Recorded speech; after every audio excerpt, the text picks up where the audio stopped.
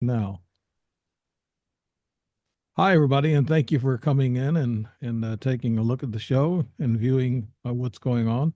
I've been having a lot of people on Facebook who is really joining in, and they're I kind of call them my family now. We're getting a lot of people interested in this topic of UFOs disclosure, and I've been talking to various people that gets involved in consciousness and spirituality, and that's the backside of the UFO and ET phenomena. Of course, I'm an experiencer. I wrote a couple of books about it, and that's where I'm at with that. But the gentleman I got on now, he's from the UK, and he's had a lot of experience and journalist at that, and he gets involved in a lot of different things, and he's involved in some of the new disclosure talks with a lot of the higher ups, and there's certain things he can't talk about, and he's involved in think tanks, but he can talk about, I guess, around the table a little bit about what's going on. We'll see how far he goes. I don't want to push him too far because right now, well, we got people that's releasing things like Representative Comer and Representative Luna. Luna has mentioned a couple of things last week. Of course, I've talked about this before on the show that she mentioned in the John F. Kennedy assassination. There was two shooters, in which we all know that. I've known that ever since I was a kid. I think I was 13 when that happened, and also, she mentioned something about the whistleblowers and the ET and UFO phenomena. She said that what she's gathered from them that the ETs are interdimensional, and we've got a guest that'll probably tell us a little bit more about that. His name's Steve Mera. He's an investigative researcher and journalist of anomalous phenomena. His work has taken him all over the world conducting experiments and presentations. Steve is associated with a number of international think tanks and specializes in the subject of advanced UAP studies, parapsychological experiments, and paranormal mechanics. He is the author of several books, and he heads a tutor, I guess, program for the UITC UFO Investigators Training Course. Steve has hosted and featured in over 300 international TV shows and is an official spokesman for subject related TV documentaries and movies with Fox TV, Hammer Productions, and many others. He is an executive producer of a number of series and documentaries, an actor, and has been involved in these subjects for over 40 years. Wow, Stephen Muir, that's quite impressive. You. I, I I appreciate that. Then I went to school for journalism, but I this experience with ETs has just been on the site. It's been a advocation for me. It's not not Certainly is a learning curve, isn't it? yes, Yeah. it is, especially when you get involved in some of the stuff. Stephen Mira, tell us what's going on with you now and what's Okay. happening in your life right now. Well, at this moment in time, we are heavily involved in advanced studies of UAP, limitations, capabilities, complexities. And we're really trying to get a good understanding of the new narrative. Now, when I talk about the new narrative, the old narrative is the extraterrestrial hypothesis, ETH, and that they are traveling the vast distances of space to travel across to visit Earth. Now, that narrative we've been with for over 70 years now. It was recognized early on, actually, that that was likely not going to be the situation. However, it was the easiest method of coming up with some idea as to explain the phenomena. Because it's easy to think that maybe they're just traveling from other worlds and they're traveling the vast distances of space to come here. However, we realized very quickly when we started studies into this field that this phenomenon is age old. It's been with us for as long as we can remember, Yes. in various different forms and shapes. Um, Looking at the statistics through science, we have over 1,400 various different types of beings that have been reported, which would fall under the references NHI, non-human intelligences, which have been interacting with mankind right from day one, and in some cases, seemingly even altering historical events. Interestingly, so we know that, well, if we have these many varied entities, are they all representative of coming from their own planets? And if that's the case, then we must be surrounded by thousands upon thousands of planets with intelligent life on them. However, that is not what NASA is actually finding, to be honest with you. Even with deep, even with deep telescopes, we're finding, exoplanets, planets that might look like Earth, little bits and bobs, but nothing that we would sustain that. Oh, there must be thousands of intelligent beings and living on thousands of planets all over the galaxy. So we started looking into this a little bit more and realizing very quickly that the likelihood of any possible entities, intelligent life, which might be that advanced, would more than likely have found a better method of traversity rather than the vast distances from point A to point B.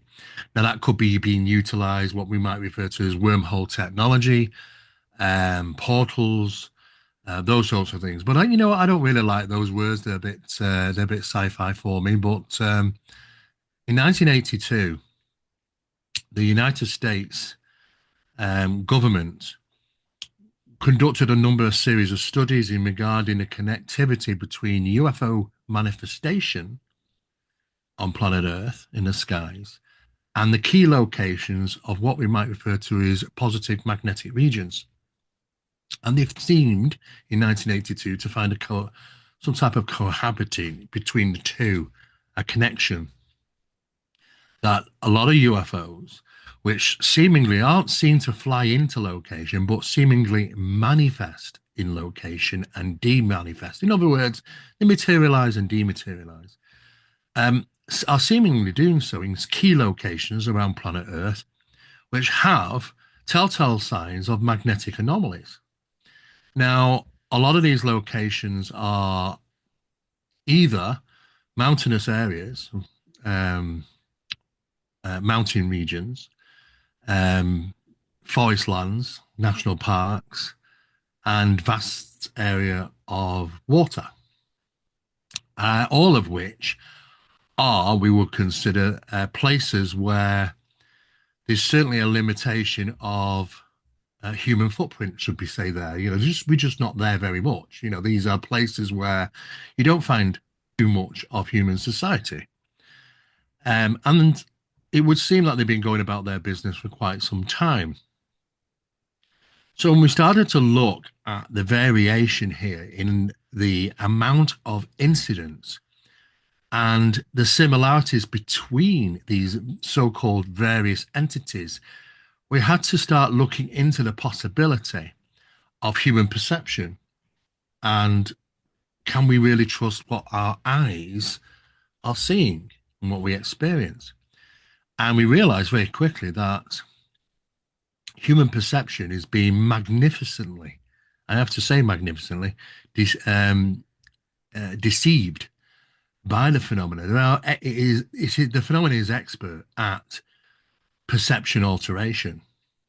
The effects of that, though, on us, we didn't think there were any effects, but there are effects. There are effects on the human brain through having those experiences. A couple of places within the brain. I'll try and keep it quite simple that there are areas of the brain that are affected through forced perception, through phenomena. And these are recognizable through people who have had traumatic or close encounter experiences with the phenomena. And they have this telltale sign of this psychological and physiological effects. It's the process of being manipulated by the phenomena.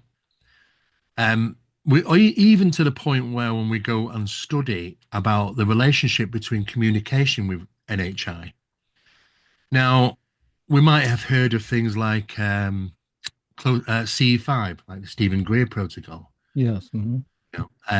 It is no real difference than if you go back to the 1600s, the methodology of referring to it was conjured phenomena through the witchcraft practice, and associated smells and odors which were often sulfur, which has been characteristically identified through many UAP experiences, the smell of sulfur, and communications, excuse me, have been carried out in this various manner. In fact, the first non-human entity or intelligence to manifest was not in association to the UFO phenomenon. It was actually around the seance table, believe it or not. And those ritualistic practices which were taking place throughout the 1930s, the 40s, 50s, 60s, and even up to current day, which are still going on in private sectors, um, opened up a methodology of communicating with NHI in a quiet and abrupt Yes. manner. Yeah, Stephen, you're saying that the seances, a lot of people think that those are just foolery and they're just trick. But you're saying that they actually bring in ETs Yeah, or these there are entities. there are absolutely specialized experiments that have been taking place, have been, and continue to do so, which focus on the communication with NHI. So the process of that is that it takes about a year to create the scientific team. The reason being is that you cannot have any loose links in the team. The phenomena, such as like NHI, likes to demonstrate its capabilities to people who are believers or experiencers. Doesn't tend to work well with skeptics, unfortunately, and that's a shame, really, because obviously we're involved with scientists, so but the results are usually less. And it's like turning around the phrase "seeing is believing." Well, it's a bit like believing is seeing. It's like asking the process of could you experience seeing a religious apparition, a spiritual apparition, a biblical apparition, Mhm. if you didn't believe in religion? The likelihood is no, you wouldn't. So it's like the belief has to come first, such as the sightings of the Virgin Mary, for an example, or other biblical figures, or religious figures. So you have to have religion first, the belief, for it to be the manifestation to take place, for you to acknowledge it and interact with. It's a bit like that with the UAP. They like believers, they like observers, they like people who've had experiences, and it always works better when you have the right individuals involved, experimenters involved in these experiments, which are and have had those type of experiences. So getting the team right is a very important issue. After about a year of eventually fine tuning the circle, you would go through the normal process of seance. After some time, you may achieve and have it, and it has been achieved, communications with. Now, some people might refer to them as spirits, those sort of things, but we just call them intelligences because we cannot confirm what we're being told, but we push through that. The whole process of that is to push through until you end up with poltergeist type disturbances. You push through that under the request of communicating with intelligent forms from beyond our reality or realm, NHI. Once you establish though what communication with NHI, it's like a telephone. It's just off the hook.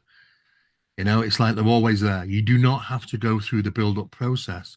Once you establish connection with NHI, you can come away from the experiments and you can go back to the experiments and achieve communication very quickly with them, rather than going through the whole process as you would normally do with spirit Yeah, phenomena. Stephen, could I take you back a little bit? You mentioned that there's 800 something plus ET races out in our galaxy.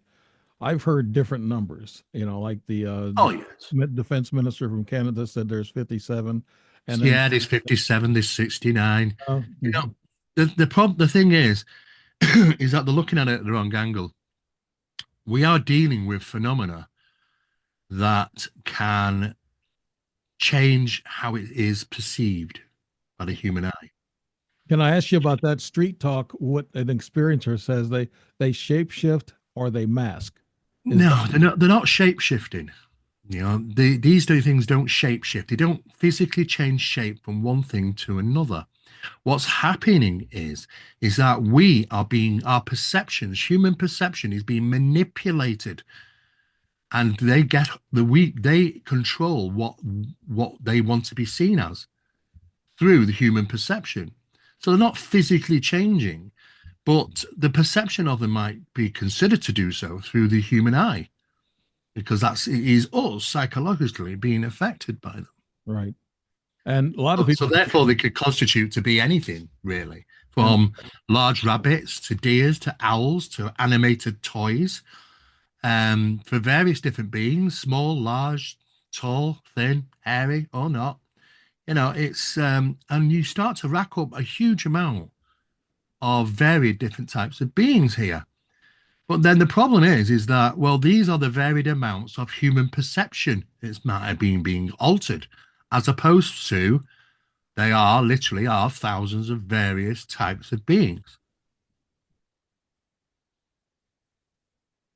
I've looked at it that way, where they can come in any form. It's just like they talk about angels Yeah, in the Bible. Of course, the Bible has been proven to be this way and that way and this way and that way. All the religions have different stories, or they have similar stories, except they change them a little bit. And the Bible, they are saying, is not written by the people who say it's written by. It's that's right. Yeah, it's written by other people, or other, could I say, entities, like, say, Anunnaki 60,000 years ago, or the, Sumerians. Uh, we go back, and I talk to a lot of people about this, and they're into this thing that they manipulated our DNA. Do you believe that, Stephen? Well, human DNA has certainly been manipulated. Absolutely. I mean, we are quite unique on this planet. I mean, just to start with, apart from the vast deserts that we have in regarding our DNA strings, um, we, the human being, or should we say the modern human, Homo sapiens sapien, Mark II, has been capped. We are definitely capped in regarding our perception of the reality that we live in. The process of that is highly unusual because we have every insect on this planet, almost every animal on this planet perceives higher than the human being does. They can hear better, they can see better, they can smell better. Even your own pet cat or your pet dog can. And yet, if we have evolved in accordance to the Darwin evolutional theory that we've come from apes, well, the apes can see better than us and hear better than us, and their senses are considerably a lot higher than ours. So, unfortunately, our perceptions didn't evolve. They de-evolved, if that's the case. Our perceptions, they've been limited, they've been capped, and we could say that could be through genetic design, Hmm. so that we are purposely capped. So we are not aware of the other intelligences that live in close realities to us. And we're just blind to them when insects and animals and many other things are certainly aware of them. Right.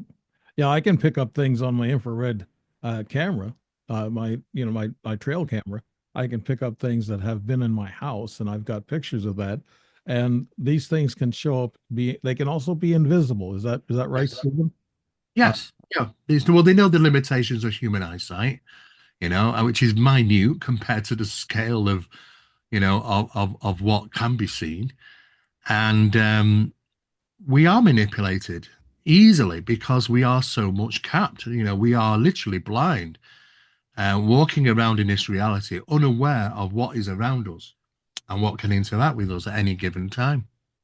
mhm. I had an experience with meeting a humanoid ET, and I can prove that, but it's a long story. This is about you, not about me. But I felt her hand, and she was burning hot, above fever pitch.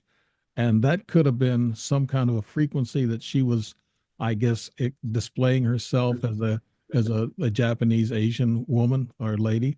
And but she was something else, because 5 months later she come to my house with my cousin, and I sat on the porch. They dumbed us down. We couldn't talk. All we could do was Yes. roll our eyes, and look around. That's all we could do, and that's happened to me several times. So Well, yeah, I believe that entirely, that they do show what they want us to see. And I know I've been tricked and fooled for these years, and that's why we don't know the exact truth about what's going on. I we don't. Oh. I like what you're saying. You're very good. I'm taking notes. You know, I am. Right. I'm taking notes because you have a different direction on some of these Well, matters. I do, but I started in the same field. My mentors told me many, many years ago in the 1980s, we're dealing with a nuts and bolts craft. It's flying the vast distances of space. They're extraterrestrial in origin and they're coming to planet Earth. And I was quite happy to swallow that narrative. But that narrative is not right. It's a ruse.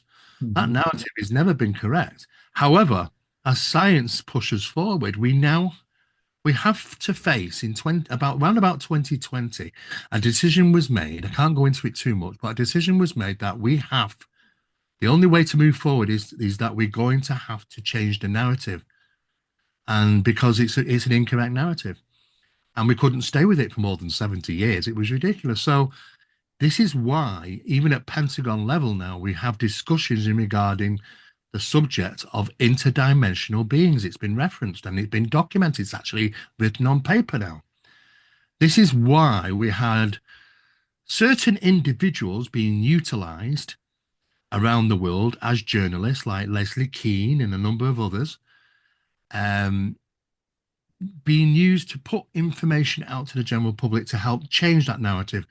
Leslie Keane did come out with a quite a well-known and very popular article that appeared in a lot of the national and international headlines and newspapers about UFOs constitute connectivity with the paranormal. Paranormal UFOs go hand in hand along with consciousness, and it was her help drive that narrative change as well as many others have. We have to change the narrative, because we've got to start looking into a different concept here. That we are dealing with a highly evolved, highly intelligent, a highly elusive, and a highly deceptive phenomena that manipulates humanity's perceptions. We are puppets on the string in regarding our physiological and psychological behaviors. They can be easily manipulated. Just take us as simple as something as simple as paralysis. Right. We hear about paralysis taking place during paranormal disturbances. There's a shadow, that shadow figure in the room, you can't move, that sort of thing. It's the very same paralysis that takes place during bedroom visitations of alien abduction phenomena or contact cases. Same thing. But the thing is that when we enter into sleep every night in REM, we have two things that take place. One of them is output blockade, one of them is input blockade. The output blockade is paralysis, it stops us from swinging out at our partners in the night. If we have done that, it's because we're in a hypnopompic or hypnagogic state, just going in or just coming out of dream. But actually, when we're in dream in REM, we're paralyzed. And also, when it does that, it causes input blockade and causes us not to be able to hear anything. So those triggers for paralysis are already within us. So all the phenomena has to do is come along and switch the right buttons in our heads, and we're paralyzed. It's not something so super net technique that they've got to do. They're just utilizing what's already there within us. And we're learning so much more now about the capabilities that this phenomena is metaphysical. It's all metaphysical. This is why we have UAP going into the water and not leaving any wake. We might see them, but they're not physically there. We will pass right through us, just as UAP have been seen flying into volcanoes, into the ground, into mountains, underground. They can pass through solid matter, Yeah. just the same as paranormal phenomena does. I was gonna That's I was gonna take you back to paralysis. I've had both. I've had sleep paralysis like many years ago when I was younger, and I couldn't move my body, and I was just laying there, and I got well. You're afraid because you can't move, but mm, but then I was able to start moving around and stuff. But then I've had this abduction phenomenon that hit me with electricity. The electricity mhm, hit my shoulder and actually it made me paralyzed. And then I started moving again, and then it hit me again. It sounded like a bunch of crackers, and it paralyzed me. So yeah, I know the difference between regular, sleep paralysis and also mhm, abduction paralysis yeah, because I was able to talk, to my dead sister through the hallway, and I was able to feel a hand be in behind me, a baby's hand, and then I mm, felt something set down beside me. So I was aware more aware than I would be in sleep paralysis. This was an abduction, and Dr. David Jacobs told me that. Yeah, there's a couple of different versions of paralysis. There's false paralysis where people regarding UAP have been struck by something that causes paralysis or semi-paralysis, one of the two. But there's also bedroom paralysis, which can take place in both sectors of the paranormal and the alien abduction phenomena, UFO stuff as well, where Right. these entities turn up in the bedroom. They walk right through a wall, and yet they're can and able to manipulate you physically, touch you, and move you, and Right. yet come right through a wall. So these things are metaphysical when they choose to be. Their craft are metaphysical when they choose to be because they live and operate in an area that exceeds our rigid reality, which is created through, well, I don't know if I can tell you this. I can tell you some parts. It created through um, how our brains and our consciousness create reality around us. If you would understand that through quantum physics, it's we create the reality we live in, you know, and Where, we are confined to that. yeah, it's kind of like a matrix or a holographic life. Well, in a sense of speaking, yes. Yeah. Yeah. Yeah, I was just thinking about what they do have to change their I guess their frequencies, and we can't pick up on their frequencies. You Well, have no, no. I mean, they transcend downwards to our reality. I mean, so it would seem that we can do that. They can do that. But we are stuck within the rigid confines of the structured reality that we create through our consciousness. So we would have to require expanded consciousness to get to go through and experience what we live in is a fractured reality with other realities, but we have to have expanded consciousness to be able to deal with that. right. Do we have physical ETs here on this planet, underground, living underground, or at the Antarctica? Well, Are that's a good question because I think all these intelligences can be physical when they choose to be in nature. You know, they can become physical, and I do believe they have physicality to them. Oh yeah, they've been here for a long time, a long, long time. In fact, they may have already been here. We might be the new kids on the block. okay. What can you tell us about the drones? I think they're coming back now. I saw some videos of people filming them. And Yeah. how much, I know you're in think tanks and you're working with our government and of course the UK government. And I can tell the reason why, because you know quite a bit about this subject, and it's kind of changing my mind in certain little ways about how I think of ETs now. But you're working with this disclosure thing, and you know about the drone. It started in UK, I thought, where there was a round ball that was there at the airport on the runway, Yes, and that's right. I got clear pictures of it. And it started in UK, and it come to the US, and we got them all over the place. How much can you tell us about disclosure in this drone Um, phenomenon? okay, so what I can tell you that there are bodies within the US government that were aware that phenomena, and are represented as the true phenomena, would be appearing in the skies for durations of time in certain locations on a global basis. It wasn't just the US, of course, it was the UK and a number of other countries over that period of time when it peaked, especially in New Jersey, of course. Now, the problems with dealing with this was that there was this, from what I've gathered from the information I've been given and been shared and come up with conclusive information, is that I believe that we were dealing with two different things here. We were dealing with the true manifestation of UAP, and we're also dealing with a psyop, which was also taking place purposefully. And the reason being is that there are and quite a lot of manufactured drone technology with advanced drone technology owned by the US and other countries. The process of trying to dilute the situation and control the situation was to have and launch these profound looking drones, which are owned and manufactured by parts of the US government, launched them into the skies in areas where phenomena was also being seen. The process of that was to cause absurdity and confusion.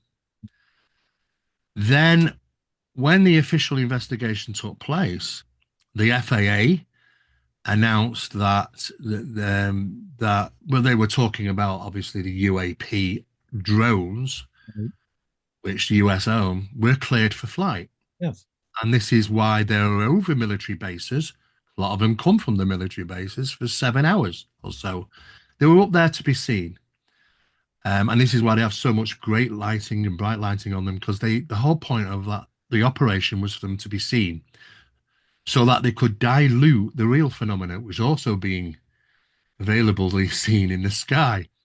So And when the FA turned round and said, "Look, you know what? We cleared them," there was a public outcry for response, even a presidential response, and it was confirmed that not there was no not one singular aircraft engaged these UAPs or these drones. Well, they wouldn't do because they were actually owned by the US secretively, of course. General public wouldn't have known that. When the general public heard this through press releases, they immediately thought, oh, well, if we're not firing at them and we've cleared them by the FAA, then they must be ours. And that dilutes the story. That's the end of that. Not the fact that, it was just to cover over the fact that all this took place because real phenomena was being heavily produced in the skies and a coordinated attempt by the true phenomena in various locations, including the US and New Jersey and places like that, and other places around the world. So it was a countermeasure, a psyop in the sense of speaking. well, is there such thing as 0 point energy, and also there's a anti-gravity propulsion? Do we have that? Because these drones stayed aloft at least 7 or 8 hours all Yeah, during. yeah, of course we do. I mean, we can. There are several methods of anti-gravity propulsion, which has been utilized for a long, long, long time. And before even we were born, to be honest, David, Yeah. it's been around. So there are a number of various options for this. 0 point energy exists, of course. It's easily to find. And of course, Tesla had worked in areas of this. Of course, his material was taken by the FBI, which is still under lock and key, by the way. They never released that. But it's about cost efficiency, and you can't put a price tag on free energy. That's the problem because it's free. And that's why That's they why. didn't want it. That's That's why. yeah. And this is why we continue down this path today. But yes, they've had this and utilized this for a long, long, long time. Many different methods of this. And not just the US, there are other countries that are involved as well. And they also have their own advanced technological drones as well. It is the time of the drones, to drone wars in a sense of speaking. It sounds very Star Warsy, but is a lot of this going on. It has been going on.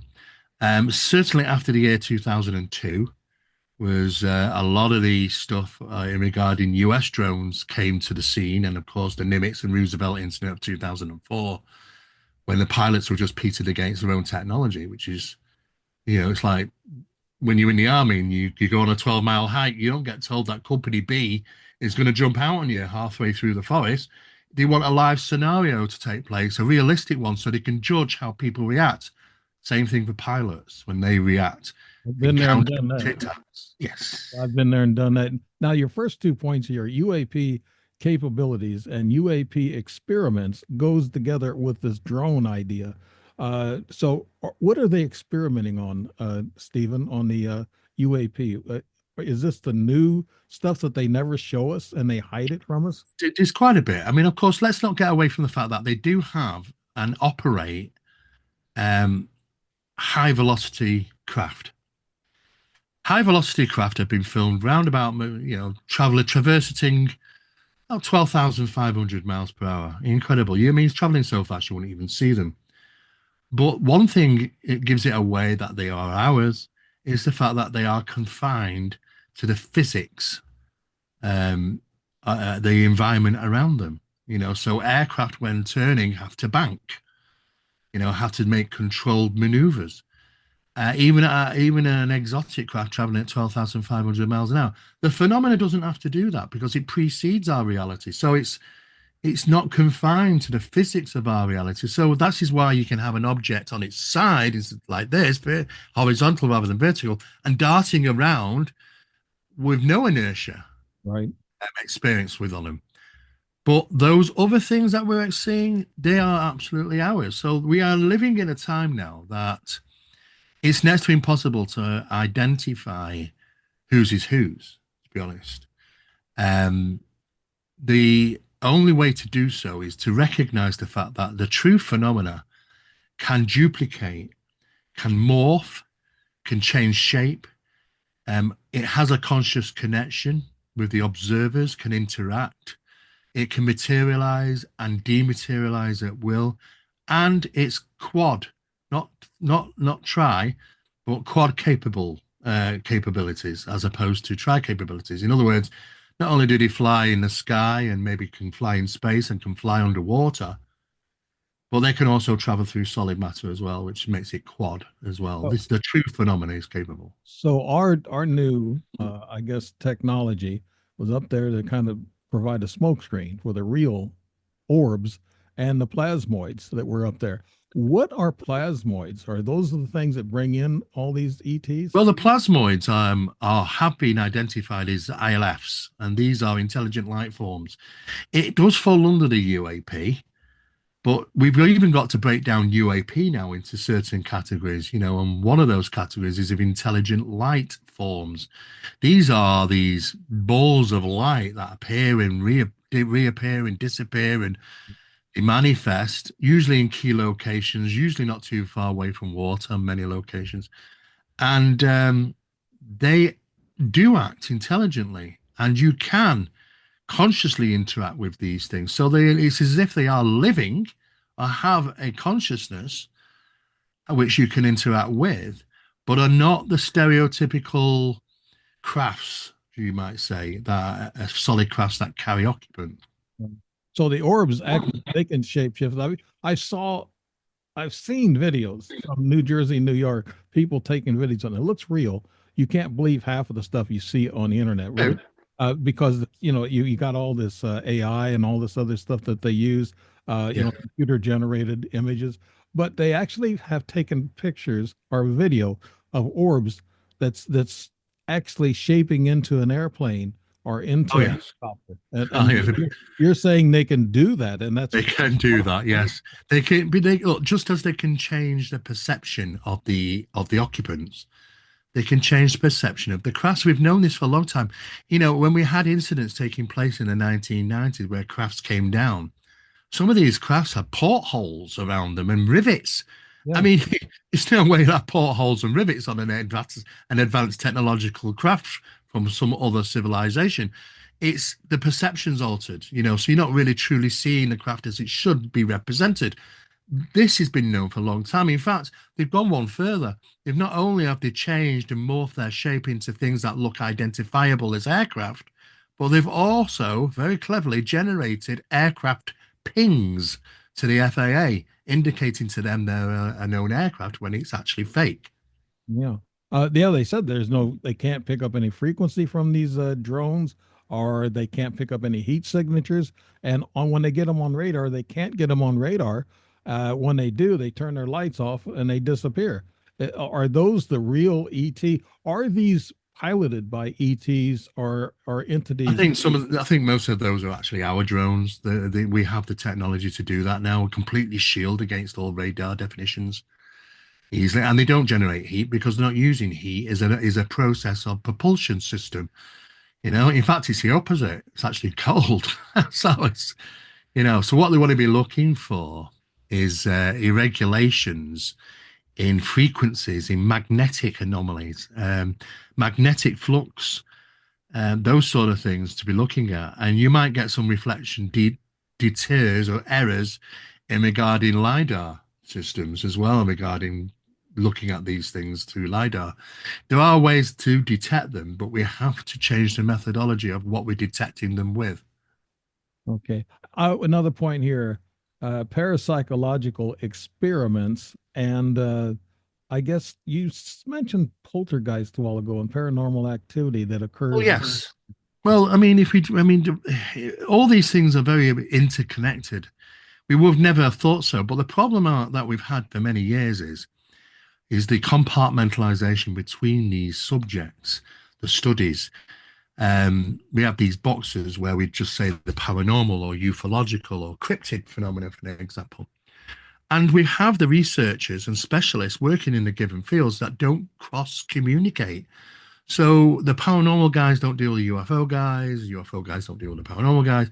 And it's only when you break down the compartmentalization, which has caused us problems in trying to evaluate and conclude a full picture here. Once we have to break those compartments down, we look at the subject in total, in all of it, as phenomenology, and you start to get a better understanding of how things are operated here. In regarding advanced studies in paranormal mechanics and poltergeist disturbances, we realize very quickly. I'll give you one example. There are many examples, and here's just one example. Um, During a poltergeist incident, the disturbances taking place at a family home, an apport, which is an object that suddenly appears. It's just an object that you know and you understand what it is. It belongs to you, but it's relocated or bilocated by the phenomena. This is referred to in poltergeist cases as an apport.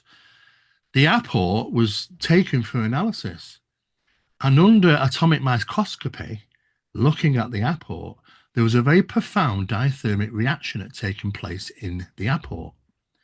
Now, initially, it was thought that, well, maybe it's because it's the process of materialization and dematerialization that causes this unusual dithermic reaction. But what was really interesting is that that dithermic reaction we'd seen before. I'll tell you where we saw it. It was an incident where a UFO was seen to suddenly just burst into light, manifest close to the ground. Now, I think it was a MUFON case, and scientists came out and looked at the area of the ground where the UFO manifested, and it had affected the plants.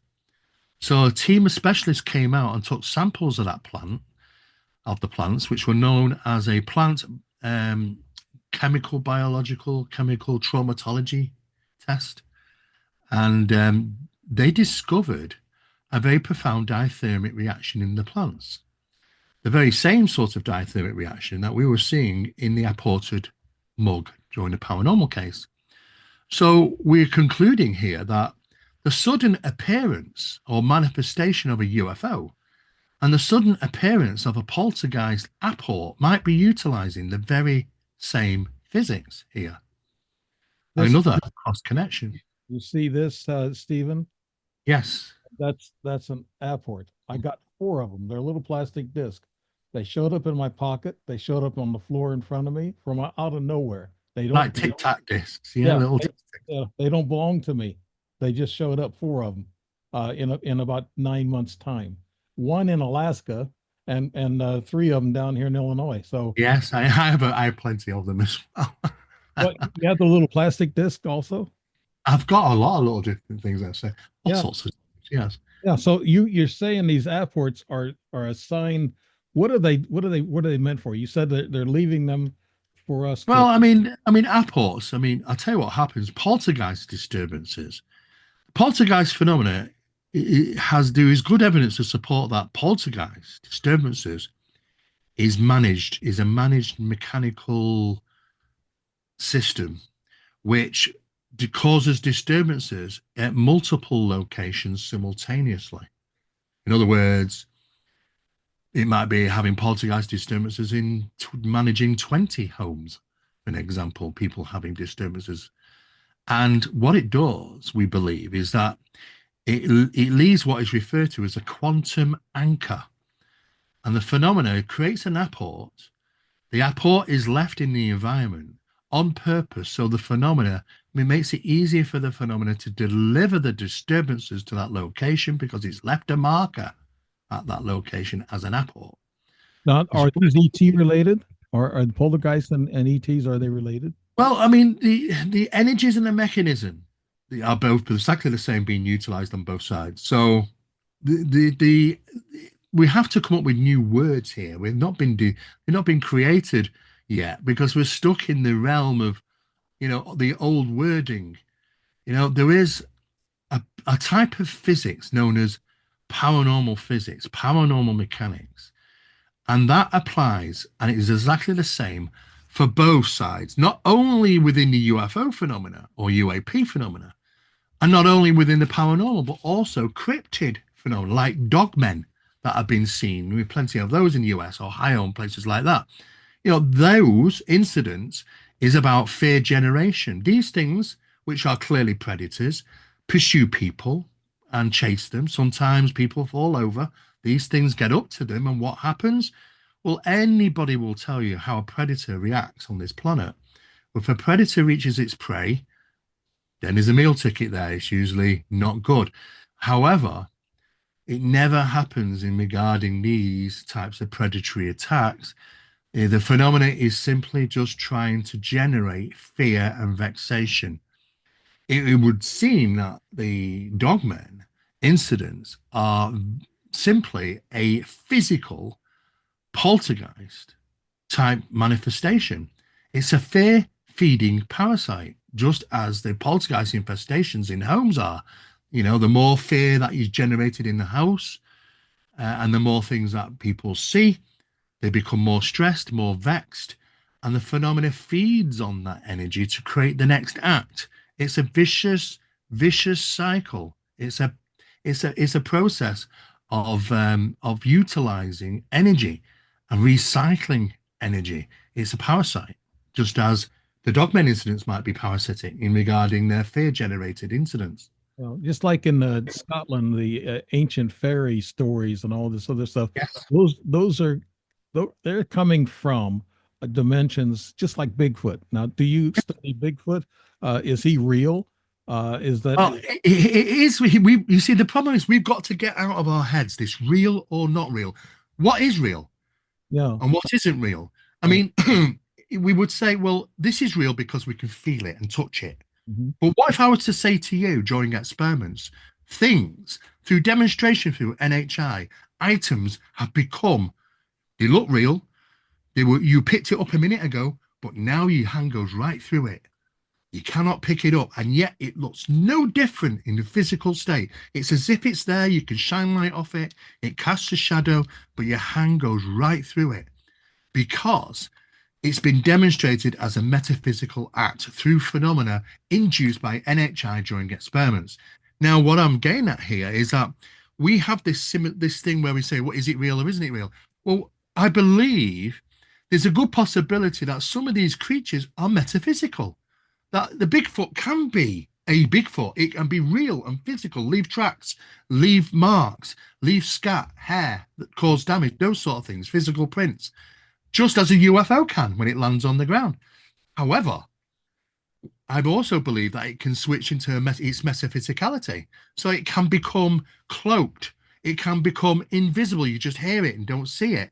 Or Right. they just phantomly disappear. In other words, you can see the footprints in the snow, and then all of a sudden, half a footprint and it's gone. It just vanished. There's no other footprints around. Where did it go?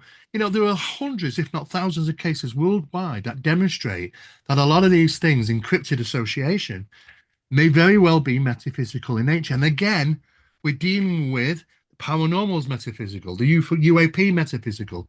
These things may be metaphysical. So there's a connection between the whole scope of this phenomena.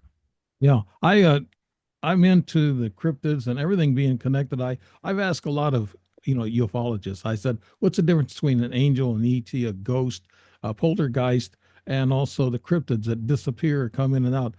And they sit there and they think a while and they say there is no difference because they're coming in from another dimension. They're all extraterrestrial, right, Stephen? They're all fall under the NHI list, yes. Yeah. What can you tell us about what Representative, Luna said that these ETs are interdimensional that they're talking about? Do you believe that? I mean, I don't know how much you can talk about that, but do you believe that Well, that's what we're going through right now with all the cryptids and interdimensional sky things going on, Stephen? I do believe that. Yes, I believe that we are dealing with an interdimensional phenomena, a phenomena that can transition from dimension. Now, we have there are even experiments where there's communication with NHI. Now, we also have the problem with that is that we don't know if we've always been told the truth because they've demonstrated being quite deceptive at times. However, we also have to accept the fact that some of the information that we do get are truths. And information pertaining to fractured realities, and that these things are manipulating and utilizing, and we do perceive them. And many different things. Sometimes you might perceive things that just don't make sense. You don't know how even what category to put it in, to be honest with you. But there are references to supernatural phenomena, demonic encounters, cryptid encounters of all sorts of things, the Fae encounters or the fairy encounters. And this goes back and back and back millennia. The thing is that we've been dealing with for a very long time a scope of unusuality that we are desperately trying to name and put into boxes. And the problem is that we're realizing very quickly now that it should really only be all been in one box. Yeah. Well, several months ago, the Pope, he come out and he said, okay, you're going to start seeing supernatural things. He said, you're going to see things that you haven't seen before. It could be in any form. And he said it could be in the sky or whatever. He didn't get into a lot of details, but he said we were going to see these things, starting soon. And that was 3 or 4 months ago. And we are seeing these things. So It's true, yes. how does Well, he know about that, Stephen? I How did he mean, know? secretly, there are communications taking place between NHI and experimental tests. Even I've been involved in some of these tests, and it's remarkable about the information that you can achieve to obtain from NHI. Now, they also, I mean, we have been told by NHI of events that take place in the future. The longest that we have, or my personal longest that I've been involved in with the experiments, is 19 months. 19 months into the future to that exact day, where we are, what we're doing, what's happening. And that was absolutely correct. And we have maybe about 6 different occasions when they've relayed information pertaining to future events that have been absolutely accurate. So we know at least that NHI know what's going to happen in the future, at least up to 19 months. Really? But then it could be a lot more. We've only just measured 19 months. It could be years, it could be constant or the future. Who knows? Yeah, Stephen, is this street talk for time travel and also Well, it's not really time travel. I mean, it's more like are we predestined? If we come out of our house in the morning and turn left instead of right on purpose, does it change the events? Does patterns, littlest things? They say that, like the process of the butterfly effect. It's like if you one little ripple can change a mass amount of things. So we would expect, okay, well, we have free reign and we can free will, and future isn't always predetermined. And yet, NHI confirm that doesn't seem to be the case. So they seem to be aware of future events. And they come to be even when people are told of that future events, they still come to be. So it's interesting. So we have to say it's not so much time travel, but that they are. It's like your consciousness expands so far into the future, into the past and present, which are existing simultaneously, that they can read it and they can see it and understand that and relay information back to what we might perceive as a future event, which is really taking place at the same time simultaneously, but we wouldn't recognize it because of the way our consciousness limitates us within our reality. It gets very, very complicated, Dave. And the studies that we've been involved in demonstrates that NHI clearly are aware of future events and can change or manipulate things, even events, to change the historical outputs, historical conclusions. They can make changes in society, change wars, religions, all sorts of things. So the church, you mentioned about the Pope saying you might be seeing all these things. We have two things which we've been given information about, little bits and bobs, and I can't go into it, but there are two spikes. And one of those spikes is this year, in 2025, there will be um, a significant shift towards some form of disclosure. And when I say a significant shift, I don't mean just having these people just turn up, these whistleblowers, and just say there'll be a big bit more of an effort than that towards laying the ground for the future. And in Easter of 2026 of next year, the possibility of something even more interesting or tremendous actually taking place, which should possibly impact human perceptions or spirituality, we might say, or understanding of spirituality. So those are two things that are possible for the future, which we are aware of, two spikes. Okay. Project Looking Glass. We hear about that in the ufology. That's a CIA born type of a conspiracy. That Project Looking Glass, do they utilize it to look 19 months in the future, Stephen? I don't think they need to. I think they've got better things now from when the process of Project Looking Glass was actually created. There's been a lot of effort, and some of that was also linked into the Montauk program projections of the future events and things like that. So, I think they've probably got better methods now, in what we might refer to as future forecasting. That's the nickname given, future forecasting. So yeah, I think there were probably quite a number of better ways and methods. I mean, now we've also got to contend with the fact that there's a number of colliders around planet Earth, CERNs, which are likely demonstrating and conducting experiments in regarding opening up small holes in reality and things like that, and time displacement.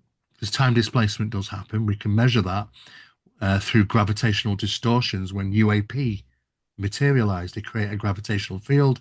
It's measurable through time displacement. There is latencies in time around it. So it's all kind of linked together. Can we improve our consciousness, Stephen, through trial and error with with ourselves and through meditation or whatever? Absolutely, yeah. But the problem is that how much grounded we are within the social conditioning that we are in. I mean, since once we're brought up from children, we are told that we live in a box.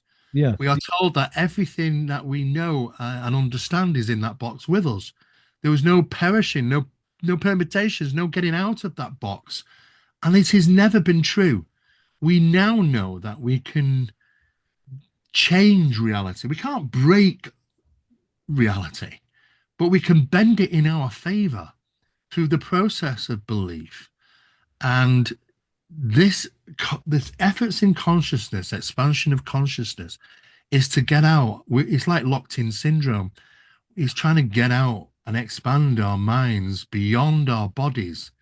And if that's the first step through meditation, through outer body experiences, astral projection, remote viewing, those sort of things, and then obviously it expands from then on. But expanding the consciousness, we are going through a process, and I think humanity will get there eventually. But we've got to get out of the feeling that we're being restricted, because if you imagine that we are restricted, we will remain restricted, because thought process and consciousness falls hand in hand. Yeah. I've had some electronic malfunctions, and I think you've probably heard this too. And also, they talked about this in New Jersey and New York that car lights would flash on, off and on, horns would go off. And I've had a couple of things just 2, 3 days ago.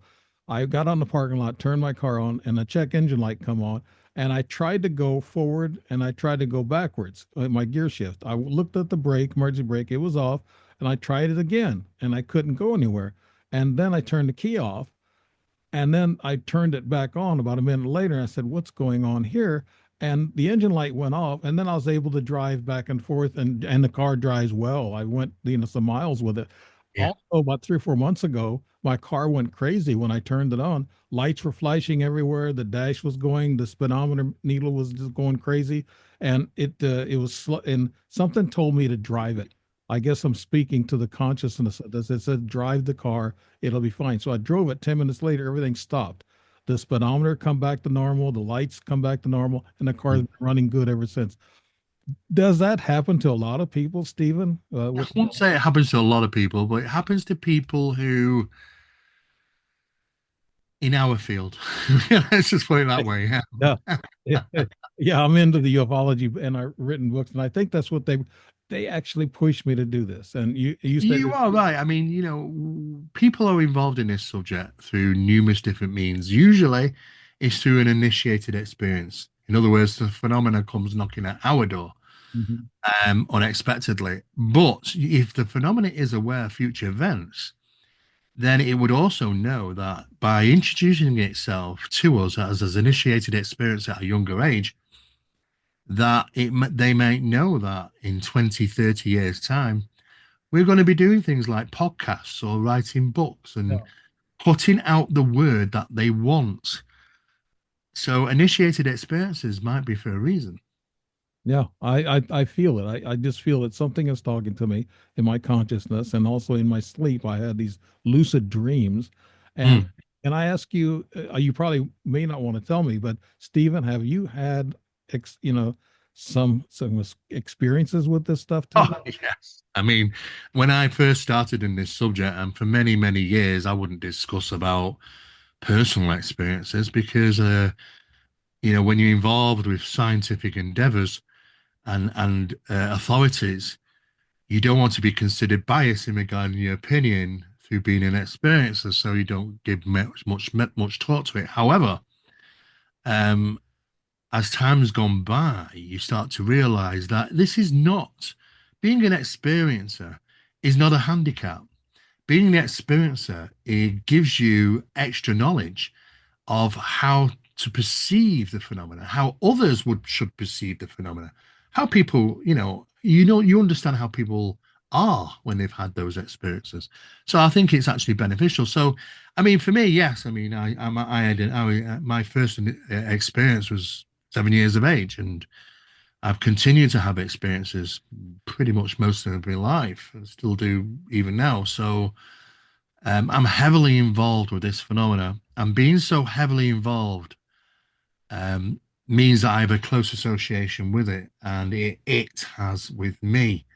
So quite regularly, I have disturbances in my own home, usually short-lived, but I have them. Right. I just want. My life is full of profoundness, strange coincidences, synchronicities, odd things happening. It's just, and I have to say, I recognize it for what it is now, and that the phenomena certainly recognizes me back because it is a two-way thing. It really is. Once you open that door a little bit and it stays open, you Yeah. might never really get that door shut again.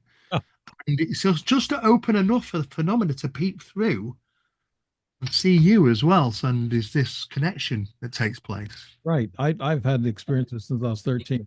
I'm going to ask you, well, I guess one last question, and you have been so detailed, and I'm amazed that it's some of the stuff, some of the scientific things that you've been through and what you've done. I've taken some notes here on what you're saying because I'm comparing what you're seeing and what you're hearing and investigating to what I have experienced, and I'm trying to put the pieces of the puzzle together. And it's been fascinating talking to you. I wanted to ask you one more question. You said there might be a disclosure in this year, 2025. Yes. Who's going to do that disclosure? Are governments going to do it? Or are the ETs going to do it? Well, I think the US has taken the head rein on this, really. I mean, even the UK is bowed down and submitted to the US in regarding them being the authority to deal with this. That's why the UK, the Ministry of Defense, shut their doors on the subject of UFOs quite a number of years ago. They're allowing the US to take the reins on this, and the UK are involved because they get invited to the US and are part of those programs as well. So, um, and I think initially it's going to come from the US, and there'll be something where it's going to force the hand of future planning in regarding they cannot just give us disclosure. Can't be done. because you can't drop this on the laps of people. They won't understand it. It's far more complex than they could ever even begin to understand it, because it would be easy. Be honest, it'd be so easy if we could just turn around and say, oh, well, they're aliens and they're coming from another planet and they're traveling from on their ships to vast distances to planet Earth, and that's it. But it's not. Yeah. And the thing is that it's really going to be very, very difficult to explain to people for them to understand about the connectivity between this phenomena, that it's right under our noses. It can interact with us at any given time it wants to. And there's not much we can do. We can't govern this phenomena. It's always going to be one step ahead. We have to bow to it. We have to understand it, and we have to work with it. Because there's no controlling, no matter how we are, humanity loves to control everything. There's no controlling this. And I don't think we'll ever will do. We have to learn to live with this and cope with this in a certain way. By doing that, people are going to have to be educated in regarding, the possibilities of where we truly lie within our universe and our consciousness, and then reality. What is reality around us? And understanding quantum physics, which comes into this, and soon AI as well as to be introduced. So yeah, we've got a long way to go, more so than what people could imagine. So we can't just drop this on their laps. But I believe plans will start to take place in this year, in 2025, through the US government, which will take us on a roadmap of how to get there, because this is where the concern is. We have to know how to get there, not just get there. We now have to plan how we're going to do it. Okay. I cheated. I got one more little quick question. And then, Oh, okay, we're talking about God here, and also I always say creator and the source, and I'm sure the ETs also know that there is a source of the universe. Do you believe that they know that there's a source? So we believe in God. A lot of people don't believe in God, but I believe in a creator and a source. But also, well, I think it's got many different names, Dave. I mean, if we look at some of the latest tests done, the CRS experiment, which was regarding some of the most advanced AI computers in the world, and they spent 3 years plowing information into these artificial intelligent computers, one of the best ones in the world, in regarding all things religion, all things profound, all things paranormal, spiritual, supernatural. And they filled it up for 3 years in hope of asking, the AI, what's it all mean? And after 3 years, they decided they plowed enough information into them and pressed the button, expecting reams and reams of paper to come out with loads of different variations and jargons on and things like that. But it didn't. In fact, it only printed out, surprisingly, 2 paragraphs. And the first paragraph was that that the artificial intelligent computers recognized so much interconnectivity between all things what profound and paranormal, or even supernatural, or ufological in nature, that it referred to it as the source, the very same word. It didn't say what the source represents. We might have many different names for the source, right? because we've got to consider, UAP have godly powers. Yes, I do. They do. Mhm. So has God even been misinterpreted? We have to question many, many things now. We've come to that point in time where, yes, there's a place for religion, but there's also a place for something else. And what is the source? Well, the source could be many things. You might have many names, many faces, and called many different things from all over the world, but it is the source.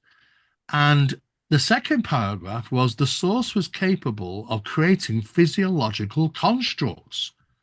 Now, a physiological construct is me, this desk, the chair, everything.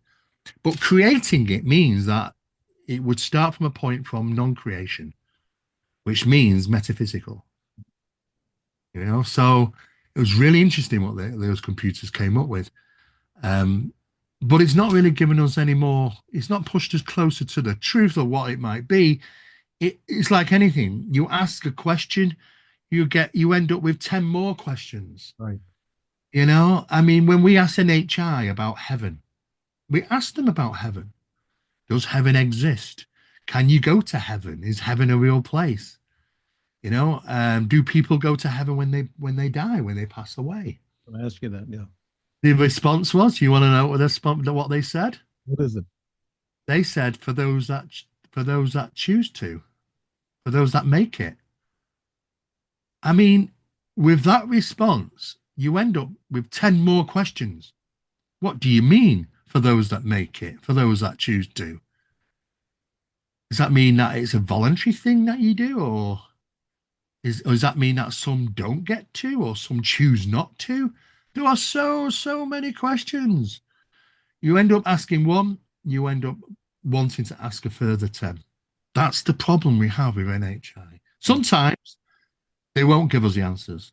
Sometimes they'll even tell us that they won't give us the answers, Right. because at the end of the day, humanities can be a little bit bombastic and think that we deserve the answers, but really, we might not. Really, we might not deserve them yet, or we haven't evolved yet, or even if they gave us the answer, would we even understand it? It's very easy to think that we should have the answers, but we might be talking about the mechanism of everything here, the whole blueprint mechanism of how everything works. And should we have our human little dirty hands on it? I mean, can it really be trusted? And this is the problem. So maybe we're not told for certain reasons and for good reasons. It's a huge secret been kept for eons and thousands, probably millions of years since Yeah. man's been on Earth, maybe 6 or 7 times and gone. But Stephen Mera, thank you so much. It's been an exciting interview. I have to tell you that. Uh, Thank you. you're I've very enjoyed it. detailed and you're very sharp on this topic of all topics that surround UAPs and what's going on. Yeah, you belong in that think tank. I know that for sure. Oh, thank you. You you should be in Mar-a-Lago with Trump and to go through that committee. Well, we're trying our best. We're pushing forward, and we're all trying to come up with answers. But it's experimental. It takes time. And like sciences, science like to be replicate things. And sometimes, what's the opportunity of replication? Well, not always. Sometimes you get a one-hit wonder, and you think, "Wow, I need to replicate that." And how long is it going to be before you can replicate it? Because you have to wait for another one-hit wonder. This is the problem. It's consistency in regarding the way that we conduct our scientific work. We want regular things to scientifically test, but this phenomena never wants to act No, in that systematic way. Consistency.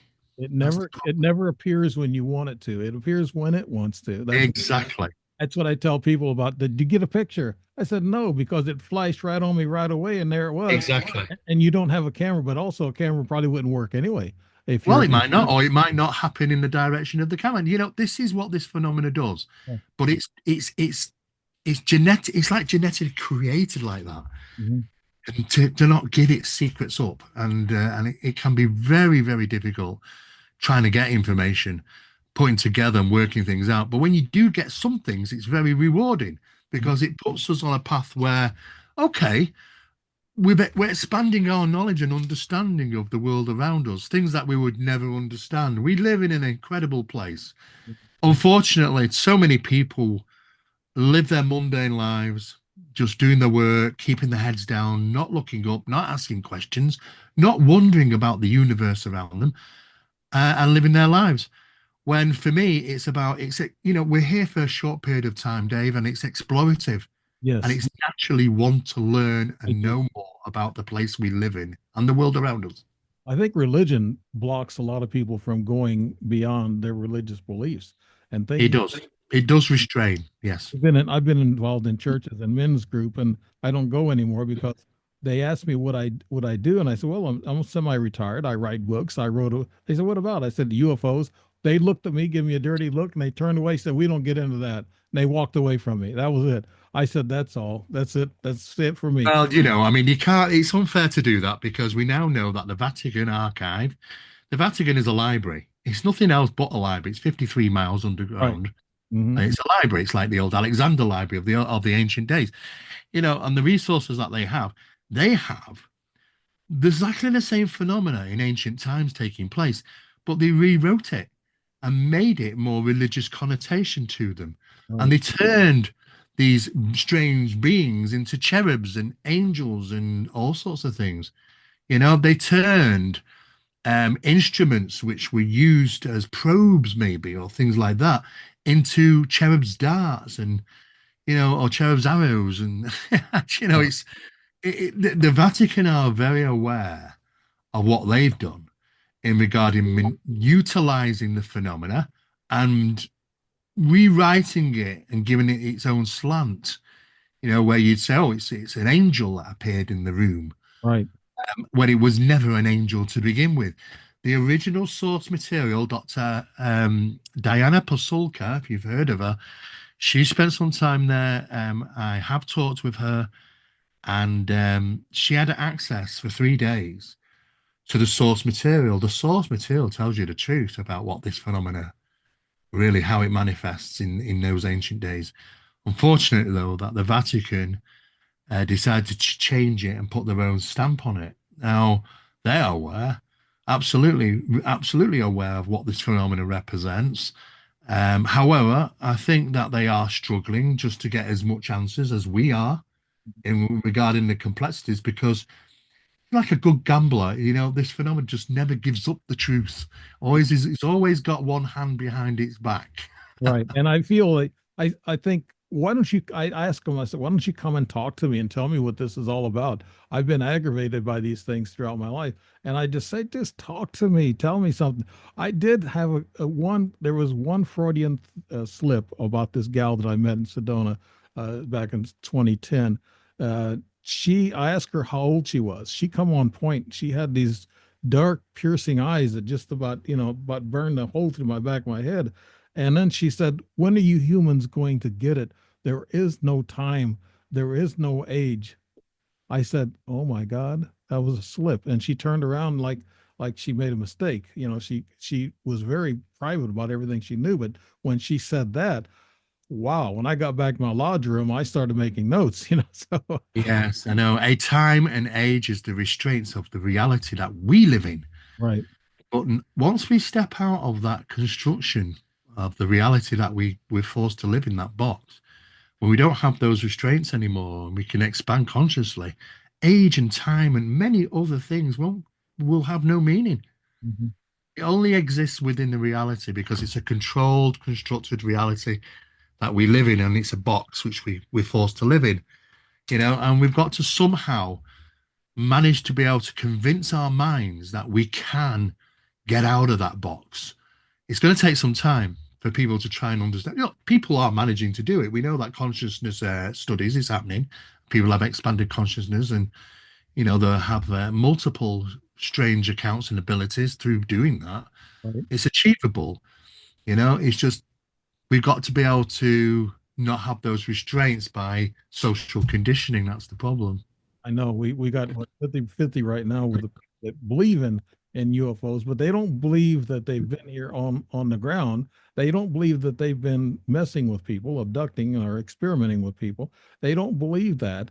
They just believe they see the lights in the sky, and that's about most they believe right now. But there's a lot of us, about 25-30% of us, who know that they're here with us and they've been around us for thousands and All thousands of years. Yes. the And time. most enjoyable conversation, Stephen. You're Mira, welcome. you are a great guy and a great orator and a great pool of knowledge on this. I like I said, I took notes and I can see. I'm comparing my notes, with what I experienced and what you're telling me, and because I really found this a very interesting interview, and I appreciate your time from the UK, and I know you're going Thank you. to get ready for your what they call biscuits and milk or whatever. Or, Oh yes, yes, yes. Here in the UK, it is. Yeah, there's a couple of places where people can find out a little bit more about the work that we do. They can. We have our website, which is Well, I mean, we have also a monthly magazine which is free. It goes out, so because we're always Yeah, I got that on the note. always networking with the people. With phenomenamagazine.co.uk. It's free every month. People can download it. But I do put some bits out of my work and experiments and research on my own YouTube channel, which is Steve Mera, Mera official. Steve Mera, Mera official. Steve Mera official. And I put videos up there when we have the time to put details out regarding the findings and studies and things. But generally, most people can usually just Google Steve Moe and they'll usually find me.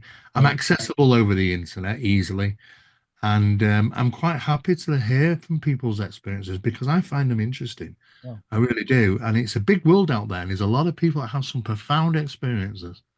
I will put this in a narrative when I post the video, which will probably be this week because I just ran one last night.